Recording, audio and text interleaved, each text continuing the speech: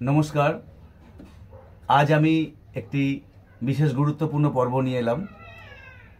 তো আমার গুরুজি শ্রী পণ্ডিত কানাইলাল ভট্টাচার্য মহাশয়, ওনার বাড়িতে আজ এসেছি এবং এটা আমাদের ক্লাস হয় এখানে। আমরা এখানেই দীর্ঘদিন তালিম নিচ্ছি স্যারের কাছে। তো স্যারের কিছু কথা আপনাদের সাথে শেয়ার করব এবং এই অমূল্য বাণীগুলি কিন্তু আপনাদের জীবনে চলার পথের পাথেয় হয়ে থাকবে। তো গুরুজি, আপনি যদি কিছু বলেন একটু তবলা সম্বন্ধে। আচ্ছা, যারা তবলা শিখছো, চন্দ্রশেখরের কাছে শিখছো, তারা আমার এক মানে কি হলো, তারা আমার নাতি হলো। চন্দ্রশেখর আমার সন্তান তুল্য। ও আমার কাছে শেখে, বহুদিন শিখছে, ও হাতটা ভালো ঘোরে, ওর বাজনা আমার ভাল লাগে।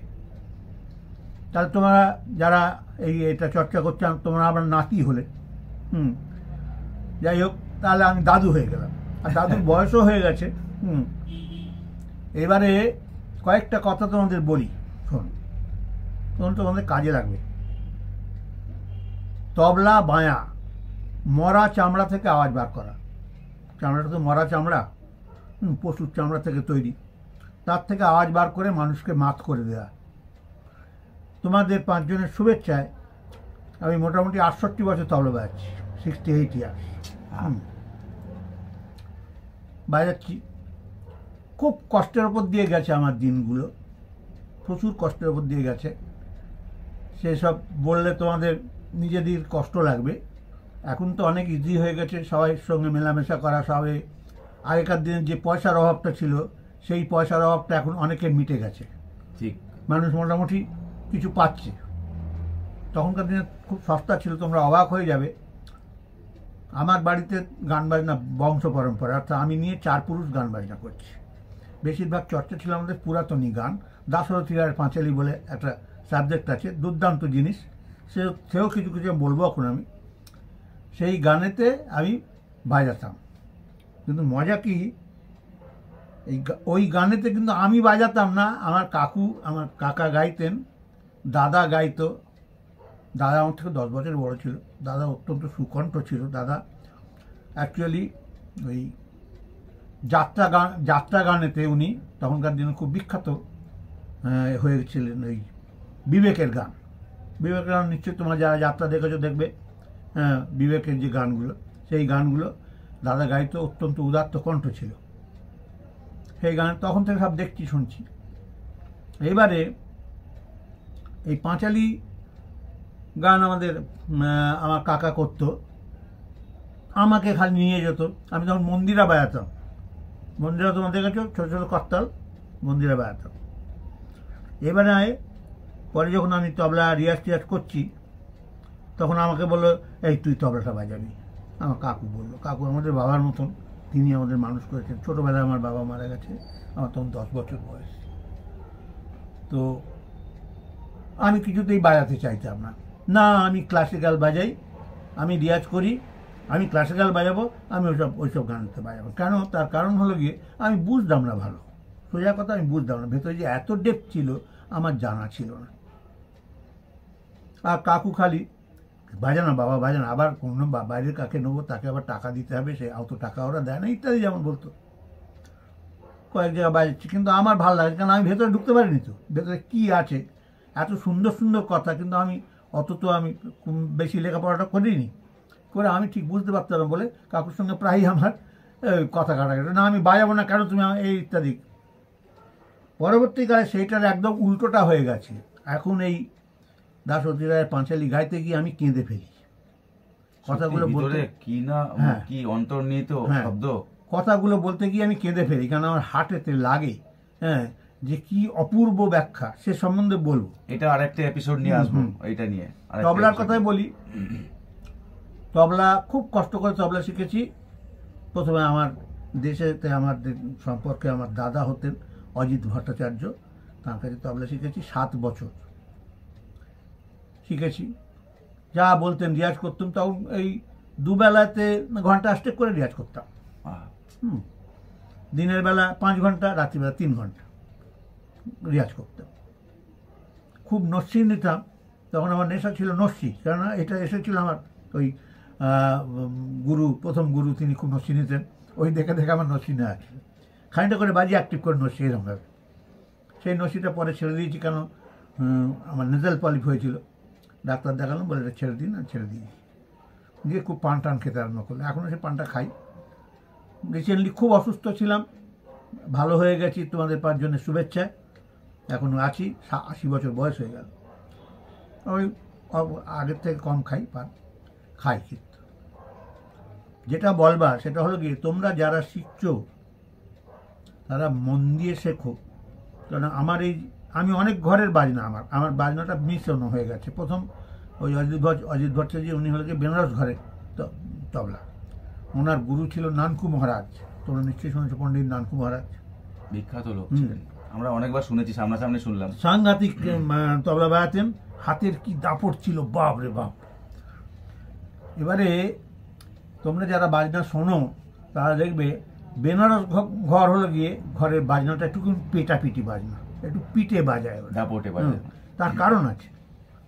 তবলাটা তোমার নিশ্চয়ই তোমরা জানো, তবলা কে আবিষ্কার করেছিল? আমির খসরু বলে একজন ওস্তাদ তবলা আবিষ্কার করেছিলেন। পাকোয়াজ কেটে তবলা হয়। পাকোয়াজ কেটে যখন তবলা হয়, সে তবলা বিরাট বিরাট ছিল, এত উঁচু উঁচু তবলা ছিল, বায়ামা ছিল না। তখনকার দিনের ফিগারও অনেক উঁচু উঁচু সব ছিল। হ্যাঁ, তবলা কেটে যখন পাকোয়াজ কেটে যখন তবলা হলো, তো ওস্তাদ বললেন তব্ভি বলা, অর্থাৎ কেটে দিয়েছে তবুও বলছে, ওই তব্ভি বলা থেকে তবলা, ইতিহাস তাই বলে। তব্বি বলা, এই তবলা তখন আগে ছিল ধ্রুপদ গান, ধ্রুপদ গান থেকে এলো খেয়াল, গানও একটু লাইট হলো।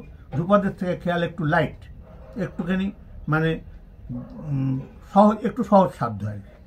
ধ্রুপদ তোমরা শুনেছো, যারা শুনেছো জানো, খুব গমকের কাজ করে, পেটের মধ্যে থেকে আওয়াজ তোলে। হ্যাঁ, সাংঘাতিক গমকের না, হ্যাঁ, ভেতর থেকে এই আওয়াজগুলো করে মানে ধ্রুপদে লাগে খুব। সেইটাকে লাইট করলো, করে ওই আওয়াজটা না করে টান এসে গেল, ওই অবস্থা। সেই তবলারও লাইট হলো, তবলা তখন ওই বিলম্বিতের তাল, ঝুমরা, এইসব তালেতে ঠেকা বাজাতে আরম্ভ করলো।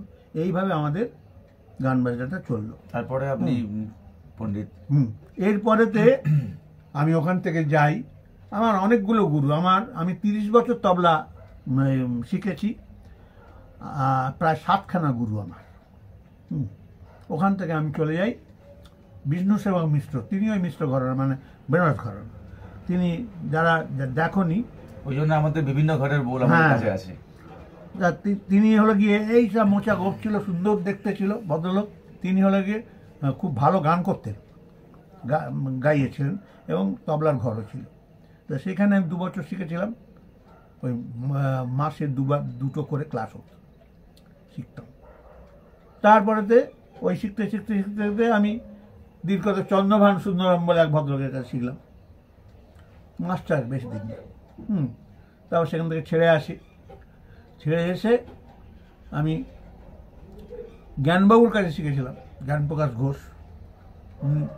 বিশ্ববিখ্যাত গুরু লোক ছিলেন, বিশ্ববিখ্যাত গুরু। তার কারণ কি, একটা লোকের যে এত প্রতিভা থাকে, ওর সঙ্গে যারা মেলামেশা না করেছেন তারা জানতে পারবেন না।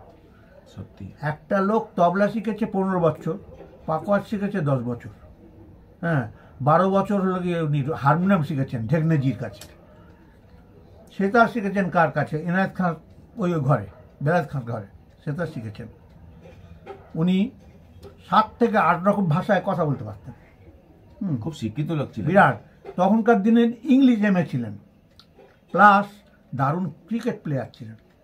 ওই ক্রিকেটের একটা বল লেগে ওনার একটা চোখ নষ্ট হয়ে যায়, সেটা পাথর বসানো ছিল। এত গুণী লোক ছিলেন। কেউ কেউ বলে 10,000 গান লিখেছে, আমি হয়তো সেটা বিশ্বাস করি না। 10,000 গান রবীন্দ্রনাথেরও নেই, কিন্তু 2-3 হাজার গান উনি নিজে লিখেছেন, নিজে সুর করেছেন। সে সব অপূর্ব সুর। তোমরা ইদানিংকালে একটা গান বললেই বুঝতে পারবে, একটা গান ওনার রচনা, ওনার সুর। কুল ছেড়ে এসে মাঝ দরিয়ায় পিছনে পানে চাই। এই গানটা প্রথম বাণী লোধ করেন। বাণী যা বাবুয়া লোধ ঢোল বাজেন, ওনার দিদি ঢাকুরিয়া থাকতেন, উনি করেন, দারুণ করেছেন। তারপরে আমাদের অজয় গানটা করে।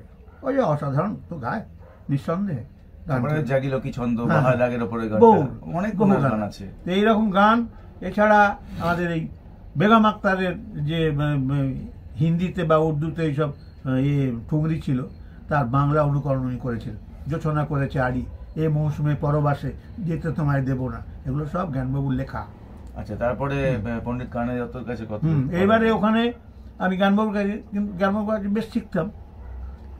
এবারে জ্ঞানবাবু একদিন শুনলাম আমেরিকায় চলে যাবেন, কেন আলী আকবরের ওখানে সঙ্গীত কলেজ আছে, সেইখানে উনি প্রিন্সিপাল হবেন বলে আলী আকবর ডেকেছেন।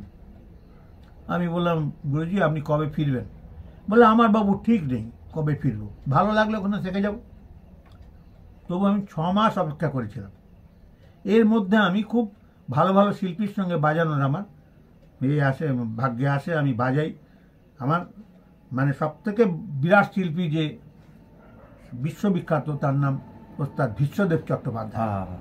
তার সঙ্গে আমি বহুবার বাজিয়েছি। হ্যাঁ, কাজী সাহেবের সামনে তো আপনি বাজিয়েছেন? হ্যাঁ, বাজিয়েছি। এবার কাজী নজরুল ইসলামের সামনে আমি বাজিয়েছি। কাজী নজরুল ইসলাম তখন বেঁচে আছেন, আমি তাকে প্রণাম করেছি। ভেতরে সেন্স রয়েছে কিন্তু কথা বলতে পারেন না, টাং প্যারালাইজ, বোবা হয়ে গেছে। হ্যাঁ, তো আমি বাজিয়েছি। এছাড়া আমি বহু, কত বলবো, সুপ্রভা সরকার, বলছি ব্রিজভূষণ কাবরা, তোমরা নাম শুনে কেউ যায় না, গিটারে ব্রিজভূষণ কাবরা একটা বিখ্যাত গিটারিস্ট। ব্রিজভূষণ কাবরার সঙ্গে আবার বাজিয়েছিলাম, বহু বাজিয়েছি। তারপরে ওখানে বিভিন্ন লোকের সঙ্গে বাজাতে বাজাতে সুপ্রভা সরকারের সঙ্গে আলাপ হলো। সুপ্রভা সরকার আমার বাজনাতে খুব করলেন, খুব তারিফ করলেন, করে ওনার বাড়িতে যেতে বললেন। সেখানে আমি দীর্ঘ 25 বছর ধরে তবলা বাজিয়েছি সুপ্রভা সরকারের সঙ্গে। এবং শুধু তাই নয়, অনেক গান ওনার মনে থাকতো না, তো আমাদের 5 জনের শুভেচ্ছায় আমার সব মনে থাকতো। এত মনে রাখি না, এত পাঁচালি, দাসরথ পাঁচালি, এত কথা আমি মনে। এবার গানগুলো উনি করলে, উনি গান ভুলে গেলে আমি বলে দিতাম। গান অনেক সময় ভুলে, ওনার বয়স হয়েছে তো, ভুলে গেলে বলে দিতাম। অনেক গান আমি তাল ঠিক করে দিয়েছি, মানে তিনি তাল গান ছিল যথেষ্ট, সে কথা না, কেন ঠিক করে দিয়েছি মানে এইটাতে যদি এই ঠেকাটা হয় তাহলে দারুণ জমে, এরকম বলেছিলাম। হ্যাঁ, যেমন সন্ধ্যা মালতী যাবে বলে একটা গান ছিল। সন্ধ্যা মালতী যাবে ফুলো বনে ঝুরে, কে আসি বাজালে বাঁশি ভৈরবী সুরে। সুরটা কিরকম একটু? গানটা হলো গিয়ে, কাজী সাহেব কত বড় গুণী লোক ছিলেন। সন্ধ্যা মালতী যাবে মানে সন্ধ্যের রাগ, সেই সময় সন্ধ্যের রাগ লাগিয়েছেন। হ্যাঁ, তার মানে ভীম পরশ্রী, সন্ধ্যের রাগ লাগিয়েছেন। যখন ফিরে আসছেন ভৈরবী সুরে, ওখানে ভৈরবী মানে দুটো রাগের ওপরে গেছেন। হ্যাঁ, যেমন সন্ধ্যা মালতী যাবে ফুল বনে ঝুরে, কে আসি বাজালে বাঁশি ভৈরবী, এইরকম। বিরাট গুণ। এটাতে আমাদের এই পুরাতন একটা ঠেকা ছিল, সেই ঠেকার নাম মধ্যমান। সেটা আমাদের পাঁচালী গানে বাজত। সেই মধ্যমানের রবীন্দ্রসঙ্গীত আছে একটা, ও মধ্যমান না, ওটা খাতাগত ভাবে, এটা সাংঘাতিক ব্যাপার। হ্যাঁ, আমি একদিন বর্দিকে বললাম, বর্দি ওই ক্লাস চলছে তো, কি ছিল বলছি, হ্যাঁ, যে এইটা আপনার এই গানটা যদি আপনারা অনেক কিছু পাবেন স্যারের কাছে। হ্যাঁ, মধ্যমান যদি বাজানো হয়, কি করে ঠেকাটা আমার একটু বল। আমি বললাম, আমি শুনুন ঠেকাটা, অদ্ভুত ঠেকা, এই ঠেকা কোথাও নেই, অনলি পুরাতনী গানে বাজত, আমার ফ্যামিলিগত। একটু বাজিয়ে শোনান। দা কৃতক ধিন দা ধিন, কৃতক ধিন না দা তিন তিন তা, কৃতক তিন না তা তিন, কৃতক ধিন না দা দিন দিন দা। একটু বাজিয়ে দেখা। হ্যাঁ, 16 মাত্রা। এই ঠেকাটা আমি বলে দিলাম, সেই ঠেকাতে উনি গাইতে আরম্ভ করলেন, খুব মজা পেলেন। এরকম ঠেকা হবে, ধা তাক দিন দা দিন, তাক দিন দা দিন দিন দা, তাক দিন দা দিন, তাক দিন তাক দিন। আরেকবার বাজাবেন। দিন দা, তাক দিন দা দিন, তাক দিন না দা দিন দা, তাক দিন না দা দিন, তাক দিন তাক দিন।